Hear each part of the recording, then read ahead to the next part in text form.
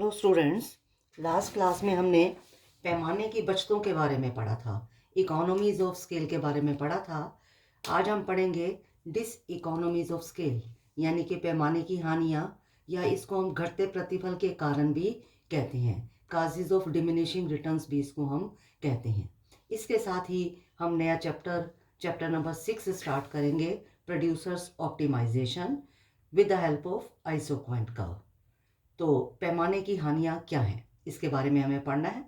देखिए, कोई भी फर्म जो प्रोडक्शन करती है उसे हमेशा बचतें प्राप्त नहीं होती हैं, इकोनॉमीज़ नहीं होती हैं।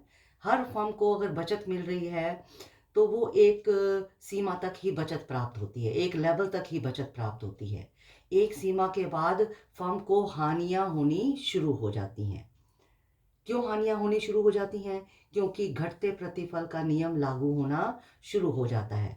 हानियाँ क्यों होती हैं? It is due to the application of law of diminishing returns. घटते प्रतिफल के नियम के लागू होने की वजह से ये हानियाँ शुरू होती हैं। तो ये हानियाँ दो तरह की होती हैं। एक होती है एक्सटर्नल डिसइकोनॉमीज़, यानी कि बाहरी हानियाँ, और दूसरी होती हैं इंटरनल डिसइकोनॉमीज़, यानी कि आंतरिक हानियाँ। तो सबसे पहले हम पढ़ रहे हैं आंतरिक हानियाँ, इंटरनल डिसइकोनॉमीज़ कौन कौन सी होती हैं। इंटरनल डिसइकोनॉमीज़ में आता है क्योंकि जैसे जैसे फर्म अपना उत्पादन का पैमाना बढ़ाती है, तो एक फर्म जब बहुत बड़ी हो जाती है तो उसमें बहुत सारे डिपार्टमेंट हो जाते हैं, उसमें बहुत सारे विभाग हो जाते हैं। तो उन सभी डिपार्टमेंट्स को आपस में कोऑर्डिनेट करना, उसमें तालमेल स्थापित करने में, उसमें समन्वय स्थापित करने में कठिनाई आती है, जिसको हम कहते हैं प्रबंध में कठिनाई, डिफ़िकल्टी इन मैनेजमेंट। जब एक फर्म बहुत बड़ी हो गई, उसमें बहुत सारे डिपार्टमेंट हो गए, सभी डिपार्टमेंट्स में तालमेल स्थापित करना बहुत ही मुश्किल हो जाता है। तो यानी कि सभी विभागों का प्रबंध करने में हमें कठिनाई आती है। सेकेंड पॉइंट आता है तकनीकी कठिनाइयाँ, यानी कि टेक्निकल डिफ़िकल्टीज़। टेक्निकल डिफ़िकल्टीज़ क्या होती है? टेक्निकल डिफ़िकल्टीज़ का संबंध मशीनों से है। हर मशीन की एक प्रोडक्शन करने की कैपेसिटी होती है, मैक्सिमम कैपेसिटी होती है, जिसको हम नॉर्मल कैपेसिटी भी कहते हैं।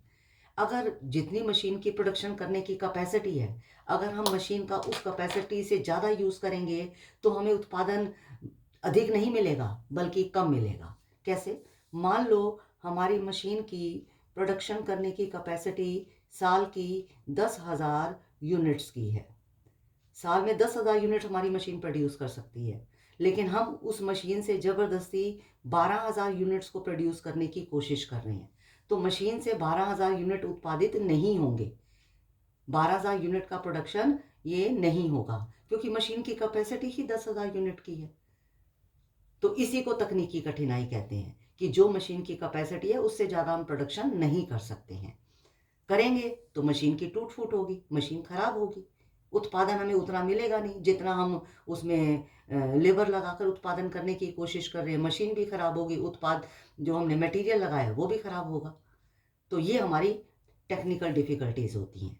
तो बाहरी हानियाँ ये 2 प्रकार की हैं। आंतरिक हानियाँ ये 2 प्रकार की हैं।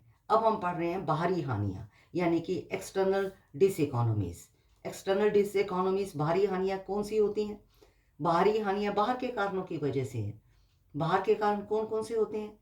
जैसे एक जब एक जगह पर बहुत सारी फर्म इकट्ठी हो जाती हैं, लोकलाइज़ हो जाती हैं, फर्मों का एक जगह पर केंद्रीयकरण हो जाता है, लोकलाइज़ेशन हो जाता है, तो बहुत सारी हानियाँ मिलनी शुरू हो जाती हैं। कौन-कौन सी? जब एक जगह पर बहुत सारी फर्में इकट्ठी हो जाएँ, तो वो क्या-क्या हानियाँ होती हैं? पहला है इंक्रीज़ इन ट्रांसपोर्टेशन कॉस्ट, परिवहन की लागत का बढ़ना। ट्रांसपोर्टेशन की कॉस्ट वहाँ पर बढ़ जाएगी। क्यों बढ़ जाएगी? क्योंकि ट्रांसपोर्टेशन की डिमांड करने वाली बहुत सारी फर्में होंगी। तो जो ट्रांसपोर्ट ऑपरेटर हैं, वो ट्रांसपोर्ट की कीमत बढ़ा देंगे। क्योंकि डिमांड ट्रांसपोर्ट की ज़्यादा हो जाएगी। जब डिमांड इतनी हो जाए और सप्लाई उतनी ना हो तो ट्रांसपोर्ट हमें महँगा उपलब्ध होगा। दूसरा है increase in raw material cost, कच्चे माल की कीमत का बढ़ना। जब बहुत सारे फर्में कच्चा माल माँगने लग जाएँगी, तो जो सप्लायर कच्चे माल की पूर्ति उस जगह पर कर रहे हैं, तो उनकी डिमांड ज़्यादा हो जाएगी। अगर उतनी सप्लाई नहीं होगी, तो कच्चे माल की कीमत भी बढ़ जाएगी। अगर हम नज़दीक से रॉ मटेरियल परचेज कर रहे हैं और उस रॉ मटेरियल की डिमांड करने वाले बहुत सारे फर्में हैं, तो कच्चे माल की पूर्ति करने वाली फर्में क्या करेंगी, क्योंकि उनके रॉ मटेरियल की डिमांड बढ़ गई है, तो वस्तु की कीमत और अपने रॉ मटेरियल की कीमत को वो क्या कर देंगे, बढ़ा देंगे। नेक्स्ट आता है इंक्रीज इन हाउस रेंट, मकान का किराया बढ़ना। जहाँ पर बहुत सारी फर्में स्थापित हैं, तो उस फर्मों में काम करने वाले कर्मचारी चाहेंगे कि आसपास ही घर ले लें। जब वो आसपास घर लेंगे तो वहाँ के आसपास के एरिया का किराया बढ़ जाएगा, क्योंकि आसपास के एरिया के आसपास के एरिया में मकान की डिमांड बढ़ गई है। मकान की डिमांड बढ़ जाएगी तो मकान के रेंट भी बढ़ जाएंगे। नेक्स्ट आता है डिफिकल्टी इन फाइनेंस, वित्त की उपलब्धि में कठिनाई। वित्त की उपलब्धि में कठिनाई कैसे आती है, क्योंकि बहुत सारी फर्में अब बैंकों से फाइनेंस मांगती हैं अपने फर्मों के लिए। जब फाइनेंस की डिमांड ज़्यादा हो जाए, लोन की डिमांड ज़्यादा हो जाए और सप्लाई उतनी ना हो, तो जो फाइनेंशियल इंस्टीट्यूशंस हैं वो भी ब्याज की दर बढ़ा देती हैं। नेक्स्ट इसमें आता है availability in difficulty in availability of skilled labour. Skilled labour को मिलने में भी दिक्कत आती है, क्योंकि स्किल्ड लेबर की डिमांड उस एरिया में बढ़ जाती है। बहुत सारी फर्में हैं, हर फर्म स्किल्ड लेबर की डिमांड करती है। अगर स्किल्ड लेबर की उतनी सप्लाई नहीं है तो लेबर भी ज़्यादा रेट मांगने लग जाते हैं। तो ये सब जो डिस इकोनॉमीज़ हैं, ये एक्सटर्नल डिस इकोनॉमीज़ है। यानी कि ये डिस इकोनॉमीज़ क्यों हुई, क्योंकि एक जगह फर्मों का केंद्रीयकरण हो गया, लोकलाइजेशन हो गया, उस वजह से ये सारी दिक्कत आती है। ठीक है। अब जहाँ पर ये इंटरनल और एक्सटर्नल डिस इकोनॉमीज़, हमने पहले इंटरनल डिस इकोनॉमीज़ के 2 पॉइंट पढ़े और ये एक्सटर्नल डिस इकोनॉमीज़ के 2 पॉइंट पढ़े। तो जो ये इंटरनल और एक्सटर्नल डिस इकोनॉमीज़ है, इंटरनल और एक्सटर्नल डिस इकोनॉमीज़ की वजह से क्या होता है, लागतें बढ़ जाती हैं, प्रोडक्शन की कॉस्ट भी बढ़ जाती है।